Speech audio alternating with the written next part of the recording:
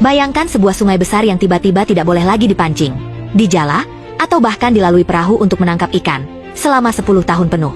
Itulah yang terjadi di Sungai Yangtze, sungai terpanjang di Tiongkok, yang kini menjadi simbol kebangkitan ekologi yang luar biasa. Setelah bertahun-tahun mengalami tekanan akibat polusi, pembangunan industri, dan penangkapan ikan berlebihan, pemerintah Tiongkok mengambil keputusan besar, menerapkan larangan penangkapan ikan secara menyeluruh selama 10 tahun, yang dimulai pada 1 Januari 2021. Kebijakan ini tidak hanya melarang aktivitas memancing, tapi juga segala bentuk penangkapan ikan, termasuk penggunaan jaring, alat tangkap modern, serta penggunaan perahu dan rakit untuk tujuan perikanan. Pemerintah Tiongkok tidak setengah-setengah.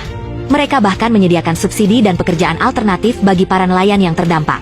Yang luar biasa, meskipun baru berjalan sekitar 4,5 tahun, larangan ini telah menunjukkan hasil yang sangat nyata. Di sepanjang Sungai Yangtze, air menjadi lebih jernih, tanaman air tumbuh kembali, dan populasi ikan berkembang pesat. Di kawasan Taman Lahan Basah Sungai Yangtze di Wuhu, Provinsi Anhui, rumput air tumbuh subur dan ikan-ikan kembali terlihat gemuk. Ini adalah tanda awal dari ekosistem yang membaik secara signifikan. Salah satu penerima manfaat terbesar dari pemulihan ini adalah lumba-lumba tanpa sirip, baiji, spesies langka yang pernah dinyatakan nyaris punah. Dengan air sungai yang lebih bersih dan lingkungan yang lebih sehat, habitat alami lumba-lumba ini mulai pulih. Mereka kini kembali terlihat berenang bebas di Sungai Yangtze, sebuah pemandangan yang sudah lama hilang dan kini kembali menghiasi sungai.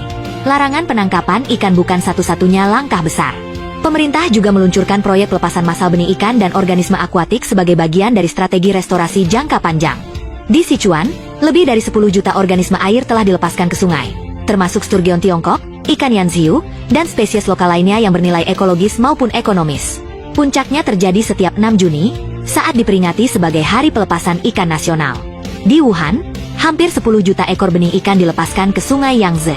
Program ini menggabungkan pelepasan, spesies langka, dan spesies bernilai ekonomi, untuk mendorong Sungai Yangtze melompat dari tahap pemulihan kelangsungan hidup, menuju pembangunan kembali kemakmuran.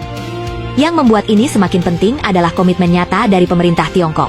Mereka tidak hanya membuat kebijakan, tapi juga menggelontorkan dana besar untuk restorasi lahan basah, pengawasan ketat terhadap pelanggaran, dan kerjasama dengan lembaga ilmiah.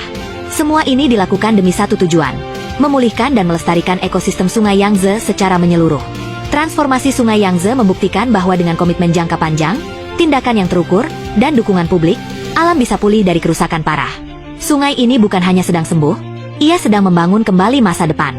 Untuk keanekaragaman hayati, untuk manusia, dan untuk generasi yang akan datang. Jika sebuah negara sebesar Tiongkok saja bisa berhenti menangkap ikan demi memulihkan sungai, pertanyaannya, beranikah kita melakukan hal serupa untuk sungai-sungai kita sendiri?